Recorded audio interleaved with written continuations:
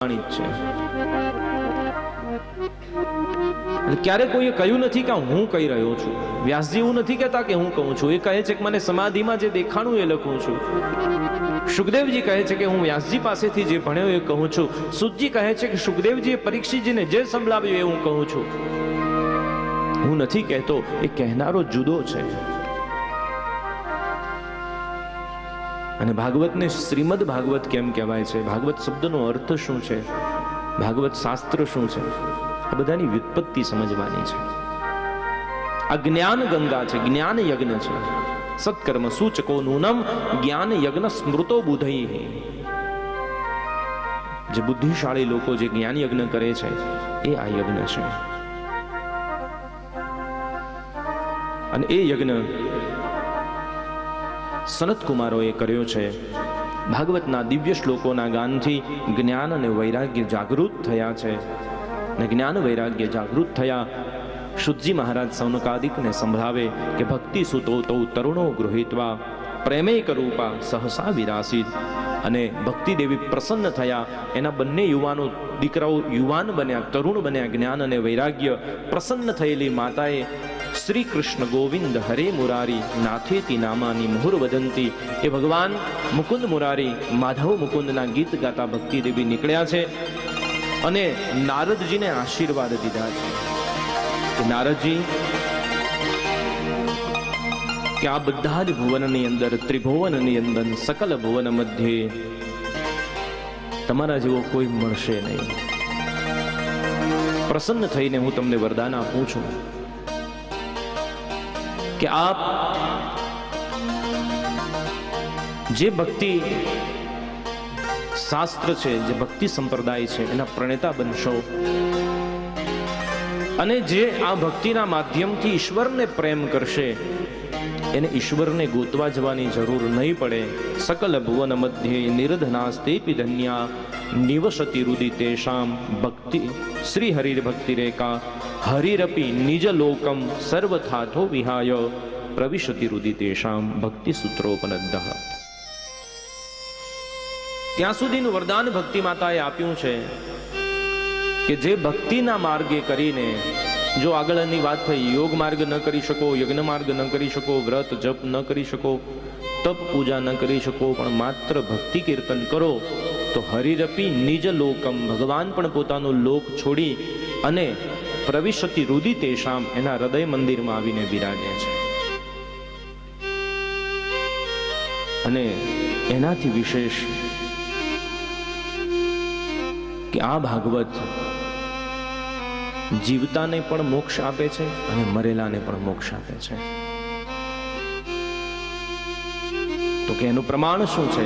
તો એના પ્રમાણ માટે એક પ્રચલિત કથા ઉપાડી છે અને એ કથાનો થોડો સાર લઈ અને આજના સત્સંગને વિરામ આપવો છે। થોડું મોડું શરૂ થયું હતું એટલે આજનો દિવસ થોડું તમારો લીધો છે વધારે। થોડી ક્ષણોમાં આપણે કથાના વિરામ તરફ જવું છે। તો એક સુંદર વૃત્તાંત ઉપાડ્યું છે। સુજી મહારાજ કહે છે કે આત્મદેવ પુરે તસ્મિન સર્વવેદ વિશારદ આત્મદેવ પુરે તસ્મિન સર્વવેદ વિશારદ શ્રોતસ્પાદેષુ નિષ્ણાતો શ્રોતસ્પાદેષુ નિષ્ણાતો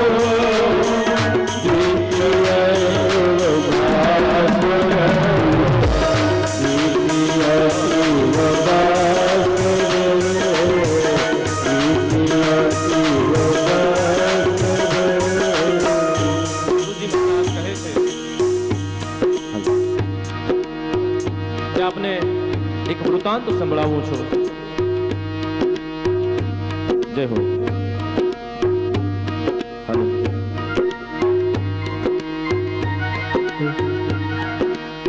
જગદીશભાઈ આપનું ચાલુ છે? હાલો, ચલો આપને એક વૃત્તાંત સંભળાવું છું। તુંગભદ્રા નદી, એ નદીના કિનારે એક સુંદર નગરી છે અને એ નગરીમાં એક આત્મદેવ નામના ભૂદેવ રહે છે. કેવા બ્રાહ્મણ છે? તો સર્વ વેદ વિશારદ છે, શ્રૌત અને સ્માર્ત યજ્ઞો કરે છે, અને જાણે બીજો સૂર્ય હોય એવા તેજસ્વી પવિત્ર બ્રાહ્મણ છે. એમની પત્નીનું નામ છે ધુંધુલી. બધી રીતે સંપન્ન છે, પણ આત્મદેવને એક દુઃખ છે મોટી વાતનું કે એમને કોઈ સંતાન નથી, નિસંતાન છે પોતે. એક દિવસ સમાજની લાજથી કંટાળીને, કારણ કે નિસંતાનપણું પણ સમાજનું એક કલંક જ કહેવાય છે, કલંક એવું માને સમાજ, એટલે વાંચિયા મેણું લોકો માર્યા કરે. આત્મદેવ કંટાળ્યા, નક્કી કર્યું કે આ શરીર છોડી દેવું જોઈએ. આવું જીવન ધિક્કાર છે, આવા જીવનને કે જીવનની કોઈ પરિસ્થિતિ ન હોય. એટલે મનમાં વિચાર કરી અને પોતે નક્કી કર્યું છે કે આજે જઈને આત્મદાહ કરવું, આજે શરીર છોડી દેવું, આત્મહત્યા કરી લેવી. અને આવ્યા છે ગામ છોડી નગર ભણી, નગર છોડી અને વન ભણી આવ્યા. એકાંત જોયું, નિર્જન સ્થાનમાં જ્યાં પોતાનો પ્રાણ છોડવાની તૈયારી કરે છે, ત્યાં કોઈ ઋષિ એમને જોયા છે. અને ઋષિ પૂછે છે કે હે વિપ્ર, કથમ રોદિષિ પ્રમતમ કાતે ચિંતા બની હશે? તમને શું ચિંતા છે? આવો તેજસ્વી અવતાર બ્રાહ્મણનો મળ્યો ને ચિંતાતુર થઈને ફરો છો. ત્યારે કહે છે, મહારાજ, દિગ્જીવિતમ પ્રજાહીનમ દિગ્ગૃહમ ચ પ્રજામ વિના. ધિકાર છે મારા જીવનને, કારણ કે મારે કોઈ સંતાન નથી, મારે કોઈ પ્રજા નથી. અરે મહારાજ, મારા કર્મની કઠણાઈ શું કહું?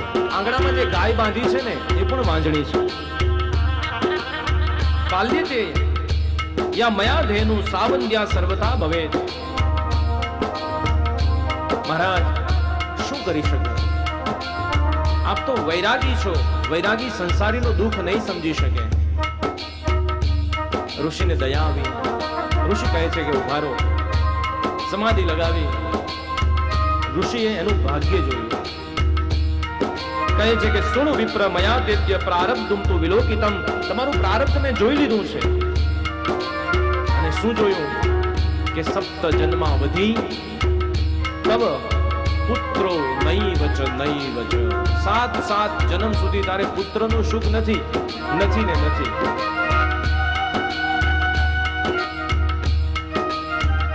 તું સુખી છે ભલા માણસ કે તારી સંપત્તિ તારા હાથે વાપરવાનું ઈશ્વરે નક્કી કર્યું હશે. બાકી તું આખી જિંદગી ગહેડા કરીને કમાય અને કોઈ એવું કપાતર પાકે તો તારી સંપત્તિ વેડફી નાખે. અને સંપત્તિ વેડફાય અને પછીનું જે દુઃખ તને થાય એ અસહ્ય હશે. અને આજે આપણે જોઈ રહ્યા છીએ કે 4 આશ્રમો ઋષિઓએ આવ્યા હતા. બ્રહ્મચર્ય આશ્રમ, ગૃહસ્થાશ્રમ, વાનપ્રસ્થાશ્રમ, સંન્યાસાશ્રમ અને 5મો આપણે આપ્યો વૃદ્ધાશ્રમ. પંચ પરમેશ્વર. એની વિટંબણા જેને તમે ત્યાં જઈને જુઓ તો ખબર પડે. એક નાના સરખા ગામમાં મકાન હોય 2 ઓરડાનું, અને 2 ઓરડામાં 5 દીકરા ને દીકરી પોસાય. પરિવારને મા બાપ પેટે પાટા બાંધીને મોટો કરે, પણ પછી દીકરા કમાઈને 5 બંગલા બાંધે તો એક મા બાપ એનાથી નથી પોસાતા. રેલવે સ્ટેશને એક બા બેઠા છે, રડી રહ્યા છે. કોઈ ભલા માણસે પૂછ્યું, માં તમારું પાકીટ ચોરાઈ ગયું, ટ્રેન છૂટી ગઈ, કઈ તકલીફ છે, કેમ રડો છો? આંખમાંથી અશ્રુની ધારા સાથે માં કહે છે, ના ભાઈ, એમાંનું કશું થતું નથી. મારે તો કાલે ટ્રેન છે, ટિકિટ મારી પાસે છે, પણ આજે મારે ઉપવાસ છે. સજ્જન પૂછે છે, માં ઉપવાસ તો ઘણા લોકો કરતા હોય છે, એમાં રડો છો શાને? અને પછી એને યાદ આવે છે કે માં આજે એવો તો કયો તહેવાર છે, કયો વાર છે તમારે ઉપવાસ છે? ત્યારે માં કહે છે કે આજે 31મી તારીખનો ઉપવાસ. પેલો માણસ વિચારમાં પડે કે વાર કરતા જોયા, તિથિ કરતા જોયા, તહેવાર કરતા જોયા, જયંતી ઉજવે, શિવરાત્રી, રામનવમી કરે, કોઈ જન્માષ્ટમી કરે, તારીખનો ઉપવાસ કરતા મેં કોઈને જોયા નથી. માં 31મી તારીખનો ઉપવાસ કેમ કરો છો તમે? કોને બતાવ્યો તમને? તો કહે છે કે માં અભાગણી છું બેટા, મારે 2 દીકરા છે અને બંને નક્કી કર્યું છે કે 30 દિવસ આ રાખે, 30 દિવસ આ રાખે, પણ જે મહિનો 31નો હોય એ એક દિવસ મારો રેલવે સ્ટેશને જાય. વિચારો કે એક દિવસ માને ન રાખી શકે એ સંપત્તિ ક્યાં નાખવાની? એટલે ઋષિ કહે છે કે આત્મદેવ તું ભાગ્યશાળી છે, તારે સંતાન નથી, તારી સંપત્તિ તારા હાથે વાપરી નાખ, સત્કર્મો કર, ધર્મશાળાઓ બાંધ, કુવા બંધાવ.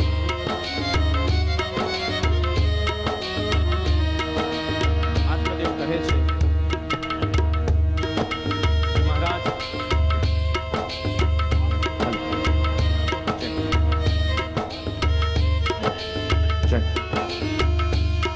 હલો 5 વાગી ગયા ને? હું ધરમભાઈ કઈ તારો થોડો વધારી દઈશ. તું મારો અવાજ વધાર. ધરમભાઈ 15 મિનિટ વધારે વગાડ્યું છે, ચાર્જ વધારી દેજો આને. અવાજ જતો રહે 5 વાગે.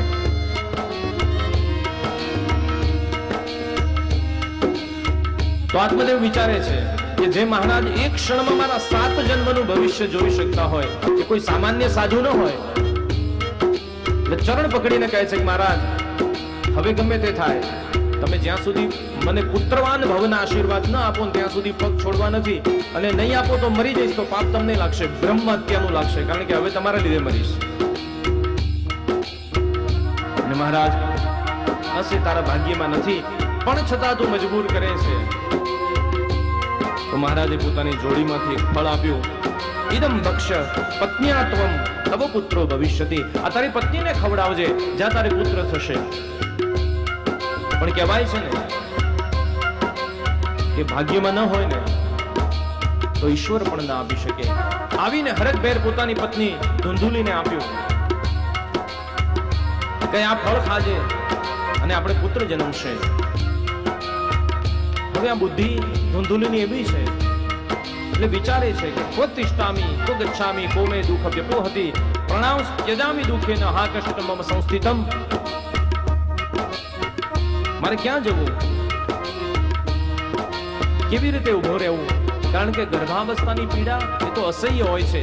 પાછો એવો વિચાર કરે છે કે કદાચ હું પૂર્ણ ગર્ભાવસ્થામાં હોઉં અને ડાકુઓ ચોર લૂંટારા ગામ લૂંટવા આવે તો મને મારી નાખે. અને એનાથી વિશેષ કે ગર્ભવતી બનીશ ને પછી મારું જે રૂપ સૌંદર્ય છે એ છીનવાઈ જશે, મારું રૂપ જતું રહેશે.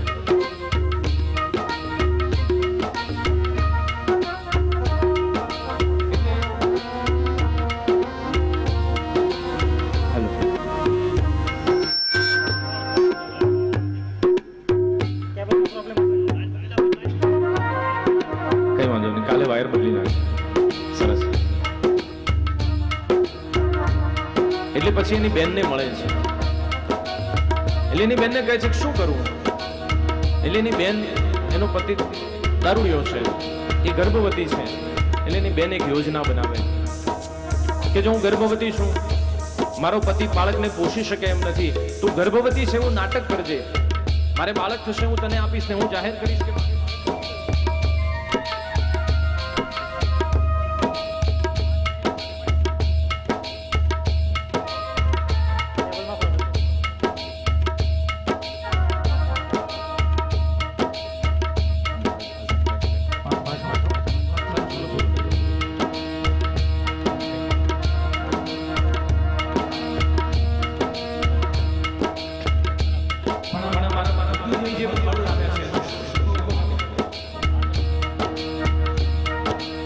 તારા આંગણામાં ગાય બાંધી છે એને ખવડાવી દે. એટલે પરીક્ષા પણ થઈ જાય કે સાધુ છેતરી ગયા કે સાચું છે. અને યોજના બરાબર કામ કરી 9 માસનો પૂર્ણ ગર્ભ થતા એ ગર્ભવતી છે ત્યાં સુધી એવું નાટક કર્યું. એની બેનને પુત્ર જન્મ્યો, એને લઈ લીધો અને પોતાને તબિયત સારી નથી એટલે આને મને દૂધ આવતું નથી માટે મારી બેનને રાખવી પડશે અને આમે એને સંતાન મરી ગયું છે અને પુત્ર જન્મ્યો. ધુંધુલીનો પુત્ર છે, નામ ધુંધુકારી પાડવામાં આવ્યું. જો ખોટું કરેલું જે કંઈ મળે ને એનું પરિણામ ખોટું જ આવે. આ તરફ આંગણામાં બાંધેલી જે ગાય છે ગર્ભવતી થઈ અને ઋષિના આશીર્વાદનું ફળ છે એટલે એને મનુષ્ય જન્મ્યો, પણ એના કાન એ ગાયના છે.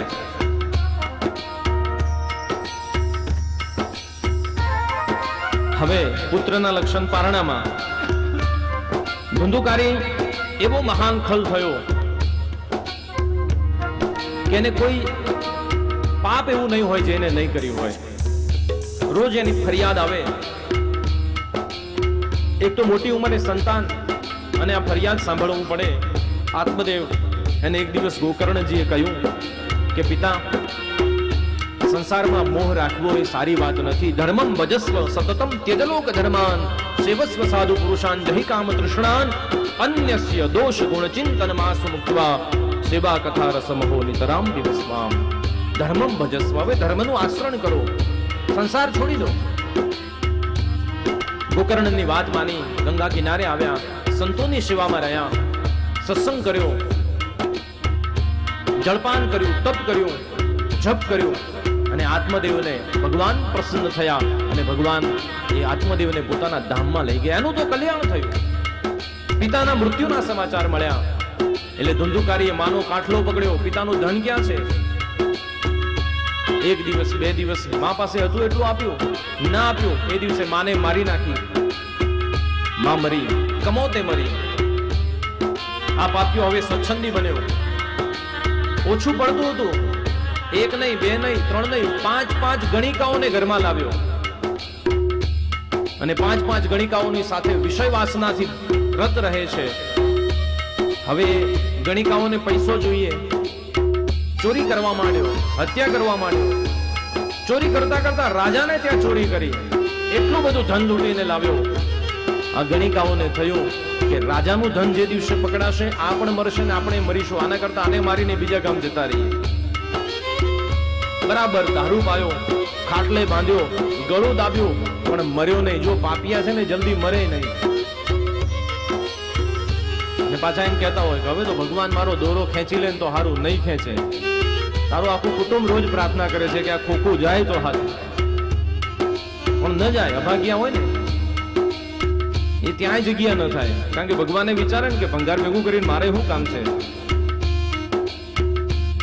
એટલે ગણિકાઓ એ નથી મરતો ને એટલે ચૂલામાંથી ધગધગતા અંગારો લઈ અને એના અહીંયા ગળા ઉપર નાખ્યા છે.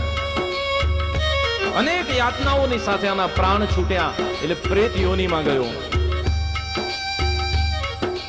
ગોકર્ણજી અનેક તીર્થોની યાત્રા કરતા કરતા ગયા શ્રાદ્ધ કર્યું, ગયા શ્રાદ્ધ કરી, ગંગા સ્નાન કરી.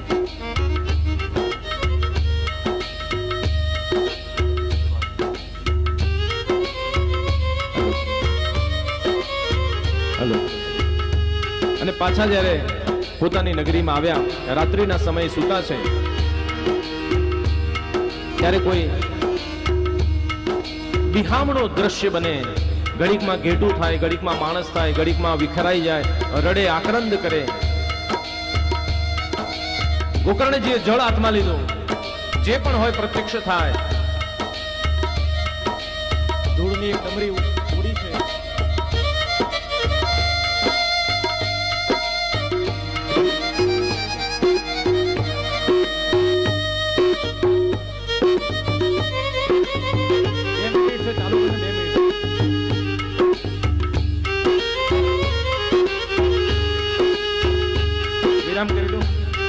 હાલો, ચાલુ થઈ ગયું. જો તારા અવાજ અહીં ઉપર થોડી વાર.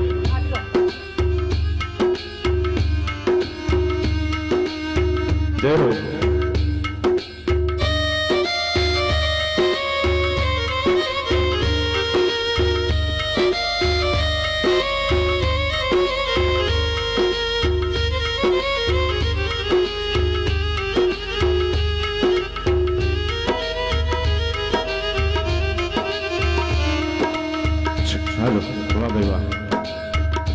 તમે છે ને બધા એક વખત આ ભાઈ માટે તાળી પાડજો. જો હવે બંધ ના કરતો.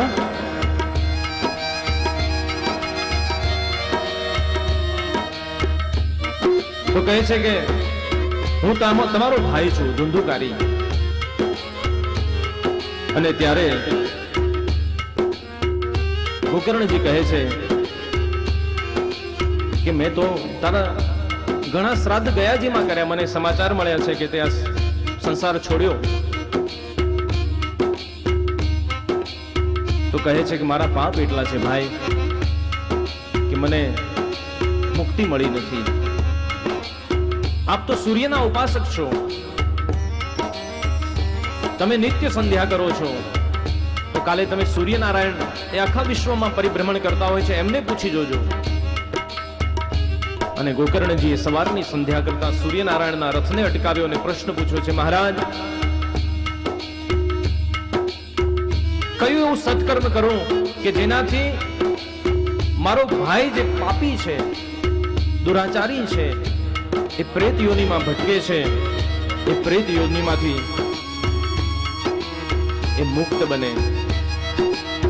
અને ત્યારે કહે છે કે મેં ગયાજીમાં પણ શ્રાદ્ધ કર્યું. અને ત્યારે સૂર્યનારાયણ દેવ એવું બોલ્યા છે, ગયા શ્રાદ્ધ સતેનાથી મુક્તિ મેરા ભવિષ્યતિ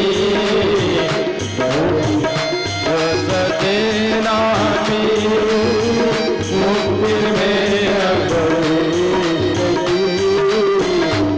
ઉપાયમહરં કીતે સ્વં વિચાર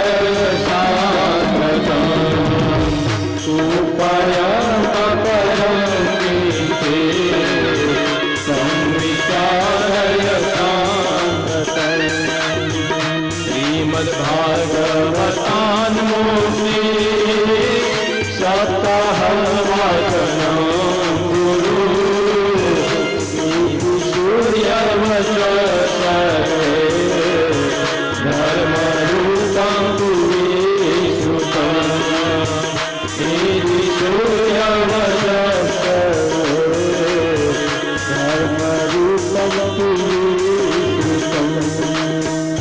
શ્રીમદ ભાગવતાન મુક્તિ સપ્તાહ વાચન ગુરુ સૂર્યનારાયણ દેવ એવું કહે છે, હે ગોકર્ણજી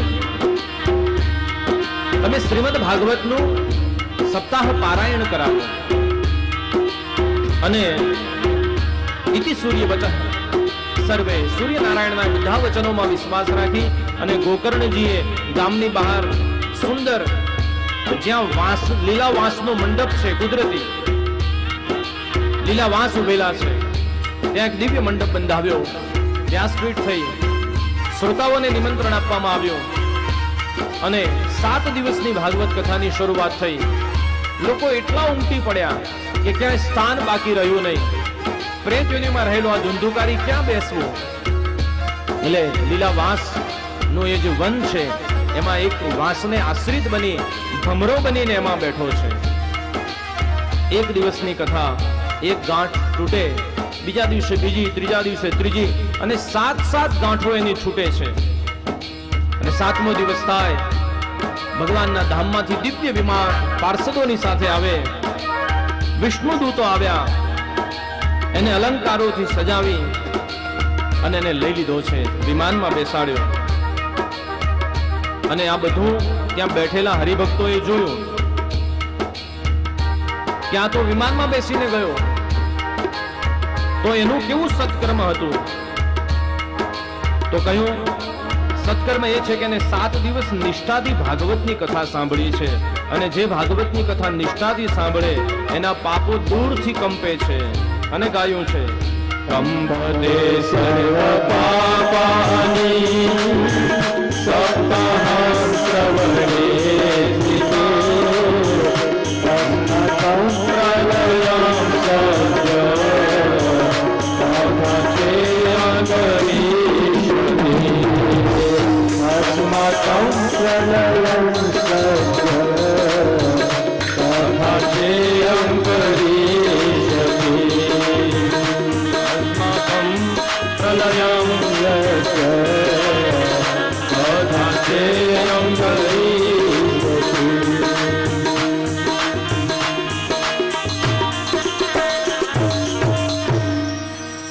ત્યાં બેઠેલા શ્રોતાઓએ પ્રશ્ન પૂછ્યો છે ગોકર્ણજી મહારાજને કે મહારાજ,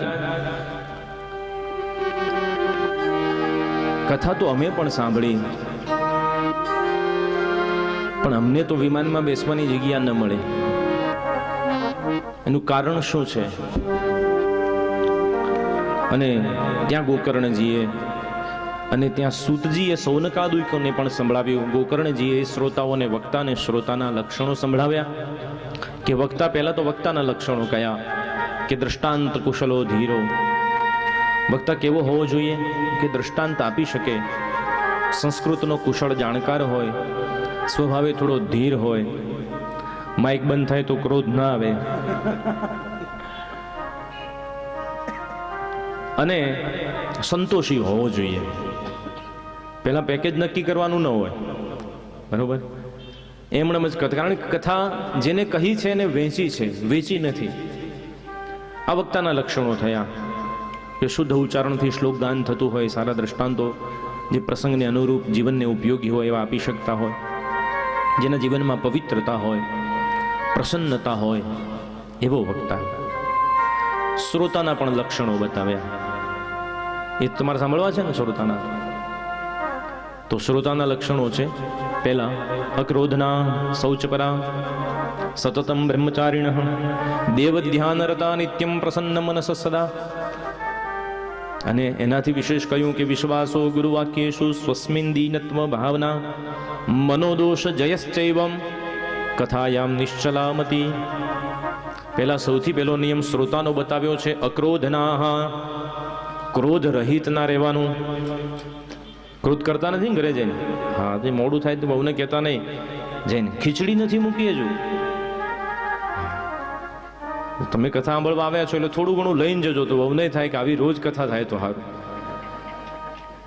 થોડો તો ફેરફાર થવો જોઈએ ને આપણામાં. તો પહેલા અક્રોધના હા લખજો, પછી પાળવાનું આપણે 9મી તારીખ પછી ચાલુ કરજો, અત્યારે લખી તો રાખો. શૌચ પરાહા, પવિત્રતા જેના જીવનમાં હોય, આહાર વિહારની શુદ્ધતા હોય, સ્નાન વગેરે કરીને જે લોકો ભગવાનના મંદિરમાં કે રસોઈ ઘરમાં જતા હોય, એ શૌચના નિયમો છે. દેવ ધ્યાન રતા નિત્યમ, જેનું ધ્યાન દેવમાં હોય, કથા સાંભળતી વખતે કોણ કેવું પહેરીને આવ્યું છે એમાં ન હોય. અને પ્રસન્ન મનસ સદા, પ્રસન્નતાથી જે હસી શકતા હોય. ઘણા એવા હોય કે ન હસી શકે, ગમે તેટલી એની આગળ વાત કરો ને તો એ હસી જ ન શકે, સોગ્યું મોટું હોય એનું, જાણે શેર બજારમાં ડૂબી ગયા હોય ને એવા હોય. પ્રસન્ન મનસ સદા, અને દેવ ધ્યાન રતા નિત્યમ, જે દેવ ધ્યાનમાં રત હોય. એનાથી વિશેષ કર્યું કે વિશ્વાસો ગુરુ વાક્યેષુ સ્વસ્મિન દીનત્વ ભાવના. ગુરુ વાક્યમાં વિશ્વાસ. ગુરુ વાક્ય એટલે હું બેઠો છું એટલે હું ગુરુ નહીં, આ ગ્રંથ ગુરુ છે. કારણ કે વ્યાસજી જગતગુરુ કૃષ્ણની કથા કહે છે, સુખદેવજી પરીક્ષિતજીને ગુરુ બનીને કથા સંભળાવે, સુજી સૌનકાદિકના ગુરુ બનીને કથા સંભળાવે. તો એ બધાના વચનો હું તો તમને કહી રહ્યો છું, તમારા સુધી પહોંચાડું છું, એટલે માધ્યમ છું વચ્ચે. તો એ ભાગવત શાસ્ત્રના વચનમાં વિશ્વાસ અને સ્વસ્મિન દીનત્વ ભાવના, પોતે દીન બનીને, એટલે ગરીબ બનીને નહીં, કંઈક નવું જાણવા માટે થઈને. બાકી ઘણા કેવા હોય ખબર છે, પેલી મોટી ડિગ્રી છે અત્યારે MBA વાળી, હે, મને MBA નો ફૂલ ફોર્મ તમને ખબર છે ને? M એટલે મને, B એટલે બધું, A એટલે આવડે. મને બધું આવડે એ નહીં, આપણે કંઈક નવું આવશે આમાંથી, એ આપણે શીખીને જવાનું. અને મનોદોષ જયશ્ચૈવ, પોતાના મનની અંદર જે કંઈ મન દોષ છે, કામ, ક્રોધ, લોભ, મોહ, માત્સર્ય, એની ઉપર થોડો વિજય મેળવવા માટેનો પ્રયાસ કરવો. અને કથાયામ નિશ્ચલામતી, નિશ્ચલ બની, નિશ્ચિંત બની અને આ કથાનું શ્રવણ કરવું. આવા શ્રોતાના નિયમો કયા છે, બરોબર? એટલે આપણે બંને પ્રયત્ન કરીશું સાથે મળીને. વિમાન આવે તો જેના નિયમો પળાણા હોય એ બેસે, બરોબર? ભલે તમે આંગળી ઊંચી નથી કરી, પણ આપણે પ્રાર્થના તો કરીએ ભગવાનને, બરોબર? એટલે આપણી તૈયારી રાખીશું. અને આજે થોડો સમય તમારો વધારે લીધો છે, માફ કરશો. આવતીકાલે આપણો સમય બરાબર 2 વાગે શરૂ થઈ જશે. અને બરાબર 5 વાગે પૂરું થઈ જશે, એટલે વધારે ટાઈમ નહીં લઉં તમારો. આજે થોડું મોડું થયું છે, તમારો છું એટલે એમ સમજીને મારા દોષને માફ કરશો. અને એક પંક્તિ અમારે ઘણીવાર ત્યાં મંદિરમાં કથા થતી ત્યારે બહેનો ગાતા કે આજે સૌને જય શ્રી કૃષ્ણને કાલે વહેલા આવજો. એમાં એક પંક્તિ છે સુંદર કે હરિગુણ ગાવા હરિરસ પીવા આવે એને લાવજો. પરાણે બાવડે ચાલીને ન લાવતા, એને કહેજો કે કથા થઈ રહી છે. અને કાલે સુખદેવજી મહારાજનું પ્રાગટ્ય છે. ભાગવત કેટલા સ્કંદમાં, કેટલા શ્લોક છે, કેટલા અધ્યાય છે, એનો અર્થ શું છે, ભાગવતનું મહત્વ બીજા બધા પુરાણોથી કેમ વિશેષ છે. પરીક્ષિતજી મહારાજનું મૃત્યુ નજીક છે, તો મૃત્યુ જેનું નજીક હોય એને શું કરવું, ઘણી શીખવા જેવી બાબતો છે. એ આવતીકાલે આપણે આવતી કથામાં લઈશું. આવો હરિનામ સંકીર્તનની સાથે આજની કથાને વિરામ. આરતી કરીને પછી આપણે છૂટા પડીશું. રાધે રાધે ગોવિંદ ગોવિંદ રાધે રાધે રાધે ગોવિંદ ગોવિંદ રાધે રાધે રાધે ગોવિંદ ગોવિંદ રાધે રાધે રાધે ગોવિંદ ગોવિંદ રાધે રાધે રાધે ગોવિંદ ગોવિંદ રાધે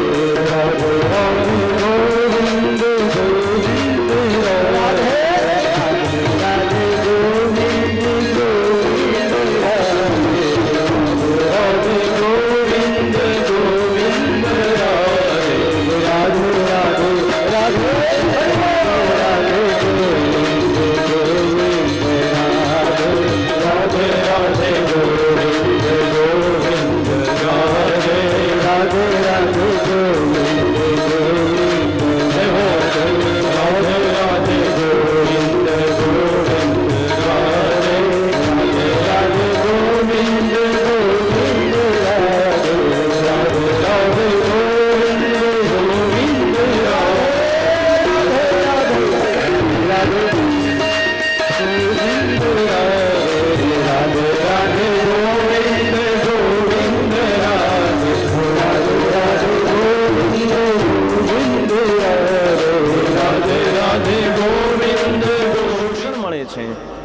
એનાથી બમણું મનોરંજન મળે છે.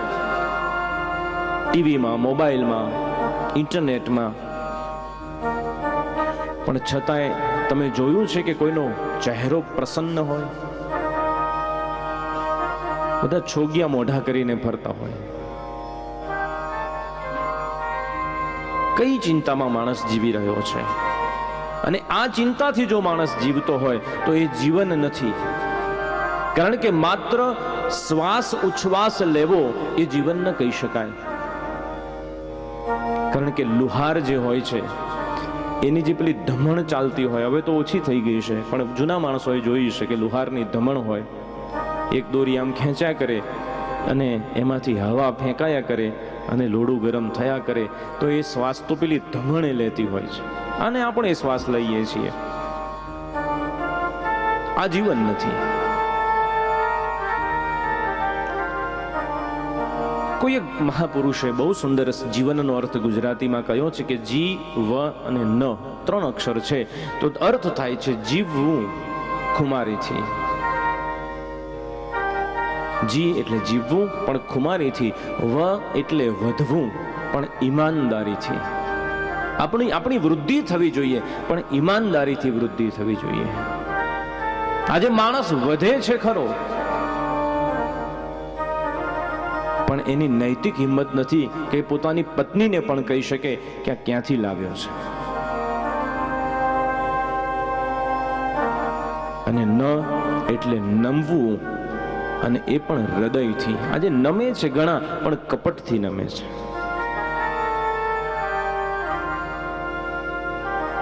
આજે સાચી વસ્તુ ક્યાંય મળતી નથી, કારણ કે માણસાઈ નથી.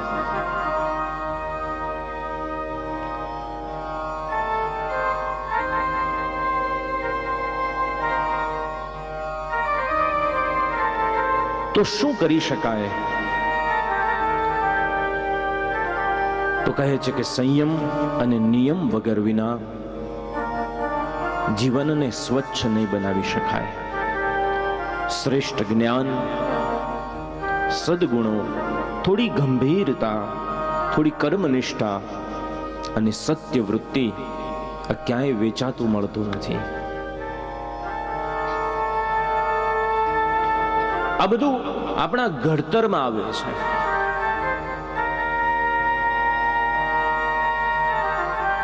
અને એ ઘડતર વગર કોઈ મૂલ્ય થતું નથી જીવનનું.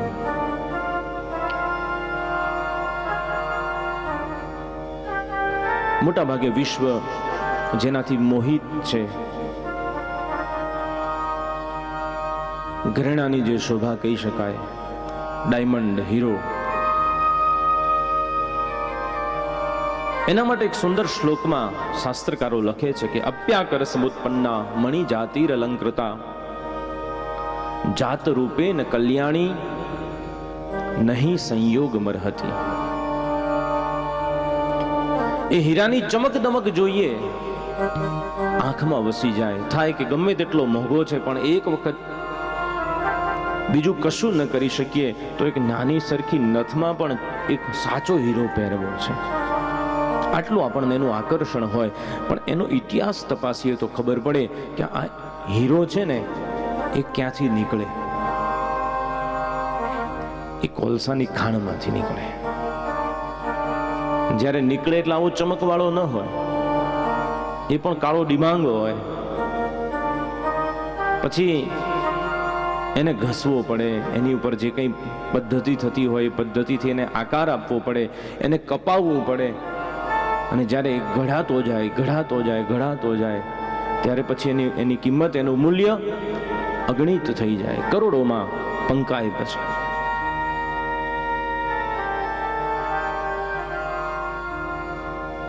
તો કવિ કહે છે કે અપ્યાકર સમુત્પન્ના મણિ જાતિર અલંકૃતા.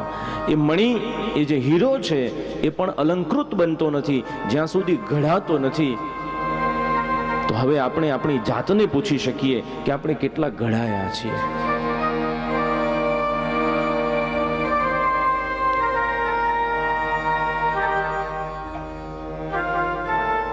આપણું ઘડતર કેવી રીતે થયું છે? અને એટલે આપણા વડીલો કહેતા કે ભણ્યા ઓછું હોય તો ચાલશે, પણ ગણ્યા હોય તો એ જીવન સારી રીતે જીવી શકે.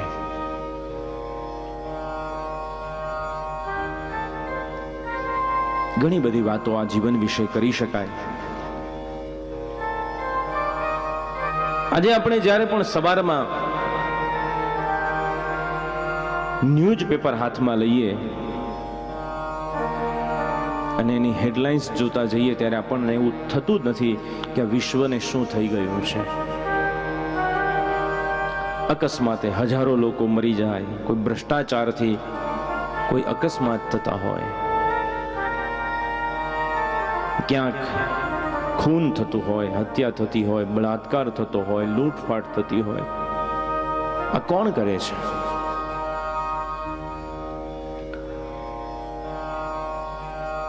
આજે માણસને શાનો ડર લાગે છે? માણસને માણસનો ડર લાગે છે. તમે રાતે સૂતા હોય ક્યારે એવું લાગે છે? પેલું નાનું છોકરું ડરતું હોય કે વાઘ આવ્યો, તમને એવું લાગે છે વાઘ આવ્યો? નથી લાગતું. ખબર છે કે નહીં આવી શકે, પણ માણસની ડર લાગે છે. કેમ? તો માણસ રહ્યો નથી. અને માટે આપણે મૂળ વાત ઉપર આવીએ કે કથાની શું જરૂર છે? 7 દિવસનો ભાગવત શા માટે કરવું જોઈએ?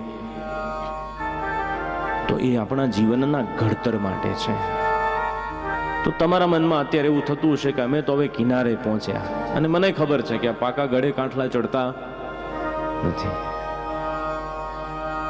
પણ કંઈક તમે અહીંયાથી ભેગું કરશો તો તમારી આવનારી અને વર્તમાન બંને પેઢીને કંઈક ભાથું તમે આપી શકશો. કદાચ સંપત્તિ ઓછી આપીએ ચાલી જાય, પણ સંસ્કાર ઓછા આપીશો તો બિલકુલ નહીં ચાલે. કારણ કે સંપત્તિ તો રાજા રાવણ પાસે પણ ઘણી હતી, સોનાની ઈંટોની નગરી, પણ માત્ર સંપત્તિ, સંસ્કારનો અભાવ હતો તો એનો વિનાશ થયો. અને વૃંદાવનની ગોકુળની ગોપીઓ પાસે કોઈ સંપત્તિ હતી નહીં, પણ સંસ્કારની ધરોહર એવડી મોટી હતી કે ભગવાન 11 વર્ષ ને 52 દિવસ સુધી ત્યાં પગમાં ચરણ પાદુકાને ધારણ કર્યા વિના ગાયોને ચરાવતા એ ગોપીઓની વચ્ચે રહ્યા છે. એટલે સંસ્કારથી ઈશ્વર રાજી થાય છે, સંપત્તિથી નથી થતો.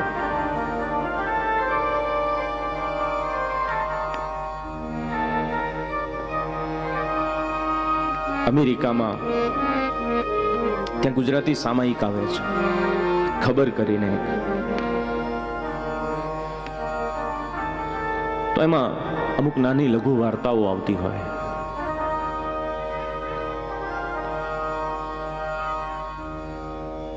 તો એક મેં વાર્તા વાંચેલી કે અમેરિકાની અંદર એક મ્યુઝિયમમાં એક પથ્થરની જૂની કોઈ મૂર્તિ ઘડાયેલી હશે, એનો સંગ્રહ કરેલો, અને લોકો જોવા આવતા કે 800 વર્ષ પહેલા કેવી રીતે ઓજાર નહોતા છતાંય મૂર્તિઓ ઘડાતી હતી, એ સમયની કેવી સંસ્કૃતિ હશે. પછી સંશોધકો, જે પુરાતત્વ વિભાગ વાળા હોય, એની ઉપર પછી એના લેખો લખતા. અમેરિકાની સંસ્કૃતિમાં એ સમયમાં માણસો કેટલા વિકસિત હતા એની બધી વાત લખેલી હોય, લોકો જોવા આવે. હવે આ પથ્થરની મૂર્તિ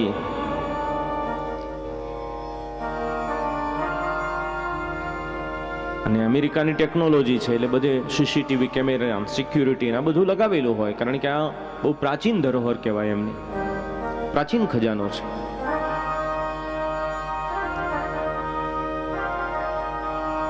એક દિવસ સવારમાં ન્યૂઝમાં એવું આવે છે કે મ્યુઝિયમમાં રહેલી આ મૂર્તિ છે ને એને કોઈ તોડી નાખી છે, અને માણસને પકડી પણ લીધો પોલીસે. કેમેરામાં પણ એનો પુરાવો મળી ગયો કે આને જ તોડી છે. કાયદા પ્રમાણે રાષ્ટ્રની સંપત્તિને નુકસાન કર્યું એને ન્યાયાધીશ પાસે લઈ ગયા.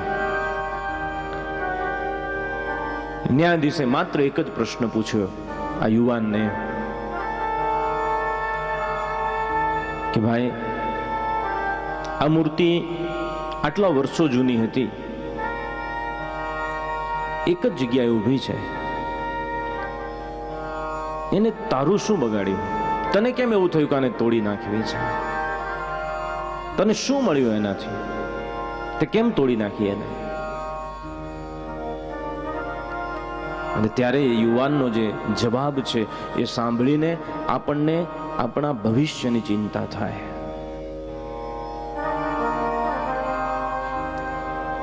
યુવાન કહે છે જજને કે મારે કોઈ ખુલાસો કરવો નથી, મૂર્તિ મેં જ તોડી છે, પણ મને એનો ખૂબ આનંદ છે.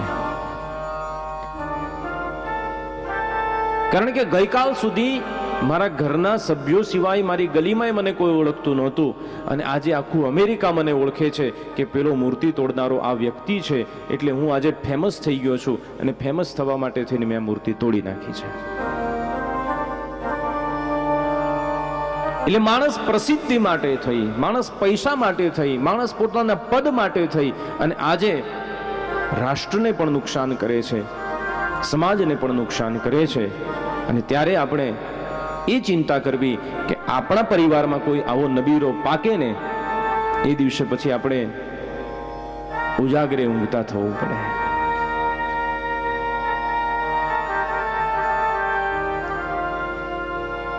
બાળકોના જીવન ઘડતરમાં આપણું શું યોગદાન છે અને શું હોવું જોઈએ? કારણ કે ભાગવત એ માત્ર ત્યાગ અને વૈરાગ્ય નથી શીખવાડતો, ભાગવત આપણને સામાજિક જ્ઞાન આપે છે, પરિવારના નિયમો સમજાવે છે, આપણી મર્યાદા શું હોવી જોઈએ, એ આપણને સમજાવે છે. કુટુંબ, શાળા, સમાજ, રાજ્ય, આ બધી સંસ્થાઓ જેમ પશુ તુલ્ય માણસને માણસ બનવા તરફ પ્રગતિશીલ બનાવે છે, પણ એ યુનિવર્સિટીમાંથી બહાર નીકળેલો જે પણ વ્યક્તિ હોય, એક નિષ્ણાત ડોક્ટર બની શકે, એક સારો એન્જિનિયર બની શકે, એક ઉત્તમ વકીલ બની શકે, એક સારો વૈજ્ઞાનિક બની શકે, પણ એ સારો માણસ હશે એની એ યુનિવર્સિટી ગેરંટી નથી આપતી.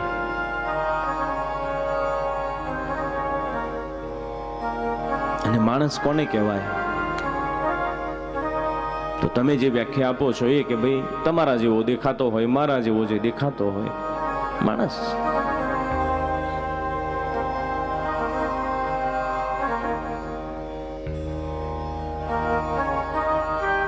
તો શાસ્ત્રો તો કહે છે કે એ માણસ નથી. જન્મ મળ્યા પછી મનુષ્યત્વ મેળવવું પડે છે. દુર્લભમ ત્રયમેવ એતત, આ ત્રણ વસ્તુ દુર્લભ છે. એમાં પહેલું મનુષ્યત્વમ, બીજું મુમુક્ષુત્વમ અને મહાપુરુષ સંશ્રય.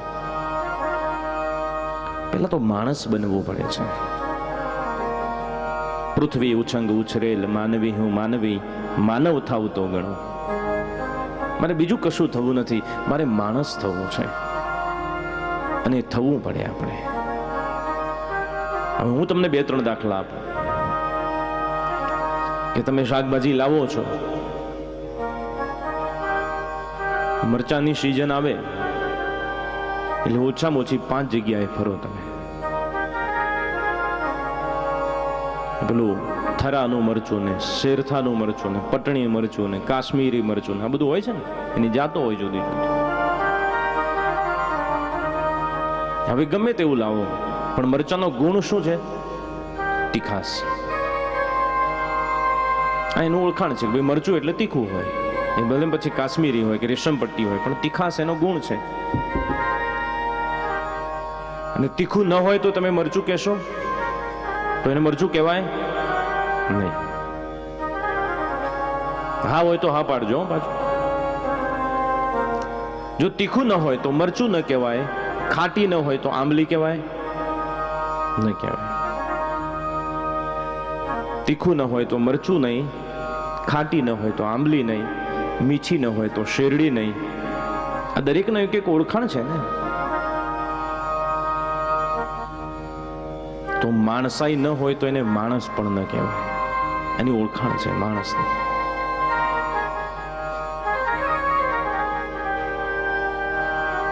એ માણસાઈ મેળવવી પડે છે, કમાવી પડે છે, ઘડતર કરવું પડે છે.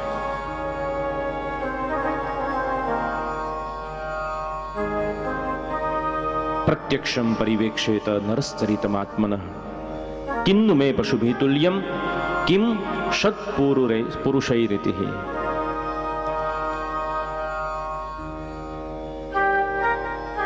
પ્રત્યક્ષમ પરિવેક્ષેત. અને આ બીજા કોઈ પાસે આપણે પરીક્ષા નથી કરાવી, પ્રત્યક્ષ પોતે જાતે જ પરીક્ષા કરો કે હું ક્યાં જઈ રહ્યો છું. 7 દિવસ દરમિયાન ભાગવતમાં કથિત જે કંઈ વિષયો છે, જે જ્ઞાન આપ્યું છે, એ જ્ઞાનના માધ્યમથી આપણે આપણી જાતની પરીક્ષા કરવી છે. માત્ર સાંભળીને ઊભા થવું નથી. મને યાદ છે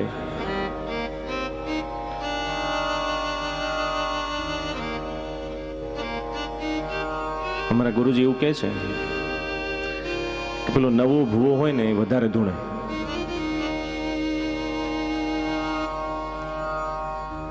એટલે જ્યારે હું શરૂઆતમાં સત્યનારાયણની કથાથી શરૂઆત કરેલી, એટલે મને એવું થાય કે બધું સારું સારું કહી દઉં અને હું જોરદાર માણસ છું એવું સાબિત કરી નાખ. એટલે બધે શ્રોતા એક સરખા થોડા હોય, ક્યાંક માથાના હોય ને. એટલે એમને પેલા સફરજન કેળા કાળા ન થઈ જાય એની ચિંતા હોય. ને પછી ત્યાં ઓડિયન્સમાંથી કેવડાવે, શાસ્ત્રીજી બસ હવે બહુ થયું, હા અમે બહુ કથાઓ કરી નાખી છે, હવે તમે આરતી સુધી જાઓ તો સારું છે. એટલે અમારે તો ક્યાં અંદરથી પાના આઘા પાછા કરવાના હોય, તરત જ જય જય શ્રી સ્કંદ પુરાણે રેવાખંડે સત્યનારાયણ વ્રત કથા એમ પંચમો અધ્યાય સમાપ્ત. કૃષ્ણાર્પણ મસ્તું ઘંટડી વગાડીને ચલો આરતી લઈ લો. વાર કેટલી એમાં ને ડ્રાઈવરના હાથમાં હોય ને, કેટલી સ્પીડમાં ચલાવવું, ક્યારે બ્રેક મારવી, ક્યાં ઊભા રહેવું.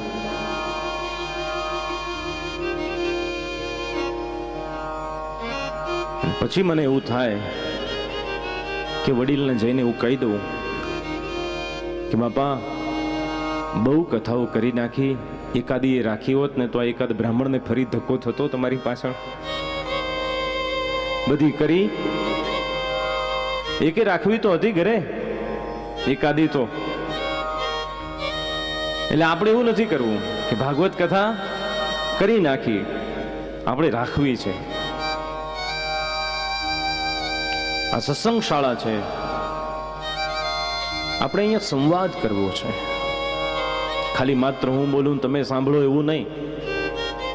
આપણે સાથે મળીને ભગવાનના ગુણ ગાઈએ અને કંઈક પ્રયાસ કરીએ. કારણ કે આ પરિવારે તો એક વસુધૈવ કુટુંબકમની ભાવનાથી આ સુંદર વ્યવસ્થા કરી છે. પાછું વળીને ક્યાંય જોયું નથી.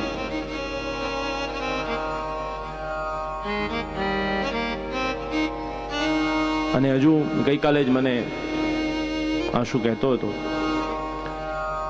કે ભાઈ સંખ્યા વધે ને તો ત્યાં સુધી આપણી તૈયારી છે કે મંડપ ત્યાં સુધી લાંબો કરવો, વાંધો નથી. એટલે આપણે જેટલી બહોળી સંખ્યામાં એનો લાભ લઈ શકીએ.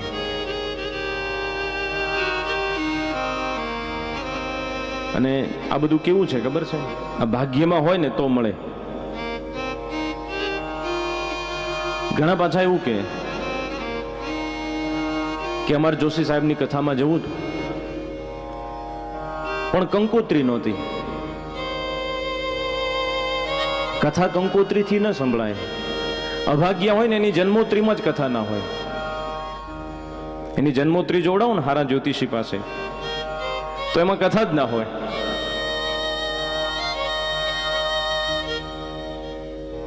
કારણ કે સંતો એવું કહે છે કે કદાચ તમે એવું માનીને અહીંયા બેઠા હો કે કથા સાંભળીશું તો ઘણું બધું પુણ્ય ભેગું થઈ જશે, તો એવું નહીં થાય. કેમ નહીં થાય?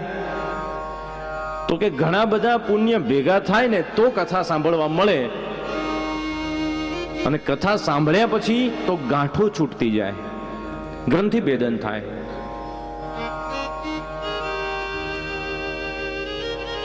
બાકી આ કથા એ સસ્તી નથી. અને એટલા માટે કહ્યું છે કે હળવે પુણ્ય હોય નહીં, વળી હરિકથાનો યોગ. મોટે ભાગ્યે એ મળે, અને જ્યારે મળે ત્યારે ટાળે મહાભવ રોગ. આ ભવરોગમાંથી જો દૂર થવું હોય તો ભવૌષધિ છે એ ભાગવત કથા છે. કારણ કે આપણા જે કઈ પાપ છે, જે સંતાપ છે, એ પાપ અને સંતાપ એ ક્યારે નાશ થતા નથી. અને એટલા માટે લખ્યું છે કે ના ભુક્તમ ક્ષીયતે કર્મ કલ્પકોટી શતૈરપી. ભૂતમ ક્ષીયતે કર્મ કલ્પકોટી શતૈરપી. ભૂતમ ક્ષીયતે કલ્પકોટી શતૈરપી. અવશ્યમેવ ભૂતવ્યમ.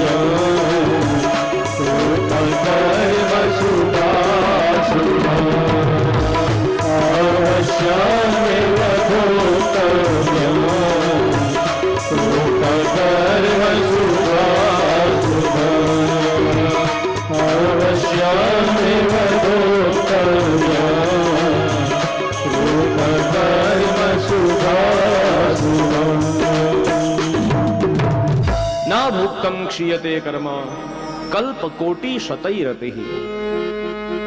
આ ભાગવત શું કરે છે અને આપણે શું કરવું છે 7 દિવસ સુધી? તો કહે છે ના ભુક્તમ ક્ષીયતે કર્મ કલ્પ કોટી શતૈરપિ. એક જન્મ નહીં, અનેક જન્મ નહીં, એક યુગ નહીં, એક કલ્પ નહીં, પણ કોટી કલ્પો સુધી પણ તમારું કરેલું જે કંઈ પાપ છે એ ક્યારે નાશ થતું નથી. એ અવશ્ય ભોગવવું પડે છે. કૃતકર્મ શુભ અશુભ, શુભાશુભ જે કંઈ કામ કરીએ એ સત્કર્મ હોય કે દુષ્કર્મ હોય એનું પરિણામ માણસે ચોક્કસ ભોગવવું પડે છે.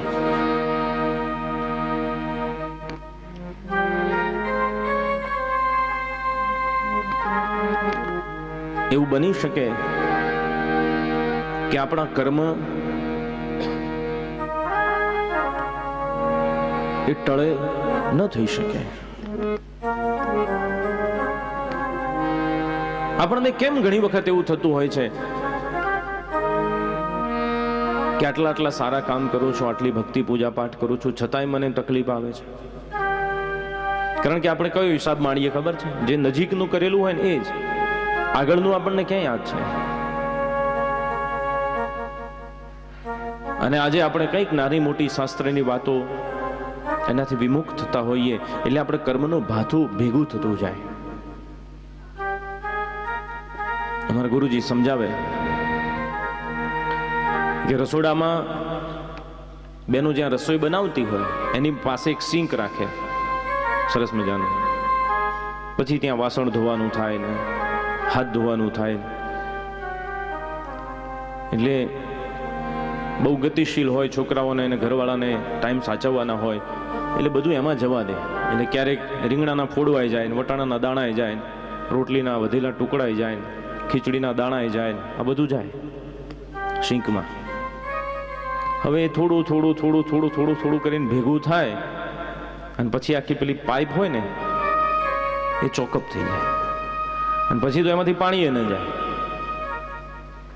અને પછી તમે એમ કહો કે કેમ ભરાણું છે આ? હું તો સિંક ચોખ્ખું ચણાક રાખું છું, પણ આ એક દિવસમાં નથી થયું. માં આ થોડું થોડું થોડું કરીને આખી પાઇપ ચોકઅપ કરી નાખી છે. આ 5 દિવસમાં ચોખ્ખું કર્યું એ ગણાય નહીં. એમ આપણા થોડા થોડા નાના મોટા કર્મો ભેગા થયા હોય અને પછી પેલા ભેગા થયેલા કર્મો જ્યારે આખી પાઇપ ચોકઅપ કરે ત્યારે આપણને છેલ્લા 5 વર્ષની માળા યાદ હોય. 5 વર્ષથી સોમવાર કરું છું, 5 વર્ષની એકાદશીઓ થઈ અને તોય મને તકલીફ પડે. ના ભુક્તમ ક્ષીયતે કર્મ કલ્પકોટી શતૈરપિ. અવશ્યમ એવ ભોક્તવ્યમ કૃતકર્મ શુભાશુભ. બીજું ઉદાહરણ સમજો કે સવારમાં ઉઠતાની સાથે સરસ મજાની ખજૂર ને આંબલીની ચટણી સાથે ઢોકળા ખાધા હોય, આથો આવેલા. બપોરે ભોજનમાં કઢી લીધી હોય, કઢિયલ કઢી બનાવી હોય સરસ મજાની ચીલની ભાજી નાખીને. બપોરે મહેમાન આવ્યા હોય, ઉનાળા જેવું છે થોડું, એટલે શરબત પીધો હોય ને પેલી રસના પીધી હોય. સાંજે પછી ટામેટાનું સેવ નાખીને શાક ખાધું હોય. પછી રાતે સૂતા પહેલા 1 ચમચી મધ પી લો, દીવો કરો, માળા લઈને બેસો કે મધ ખાધું છે એટલે ગળ્યો ઓડકાર આવે, ગળ્યો ઓડકાર આવે, ગળ્યો ઓડકાર આવે. તો કેવો આવે? ખાટો આવે. આખા દિવસથી ખાટું ખાધું છે. હવે 1 ચમચી મધમાં ગળ્યા ઓડકાર આવે તમને એટલે હજુ ખૂટે છે. બરોબર? એ ખટાશને દૂર કરીને મીઠાશને જીવનમાં લાવવી હોય તો એના માટે આ જ્ઞાન અહીંયાથી આપણે સંપાદિત કરવું પડે. આ કઈ વિદ્યા છે? તો કે સા વિદ્યા યા વિમુક્ત. પેલી સ્કૂલ કોલેજ શાળાવાળી નથી, કારણ કે એ તો જ્ઞાન વધારે જોશી સાહેબ આપી શકે. સુધાબેન અનેક વિદ્યાર્થીઓ તૈયાર કર્યા છે અને એમની પરંપરામાં અમારો ધર્મ પણ આજે છોકરાઓ ભણાવે.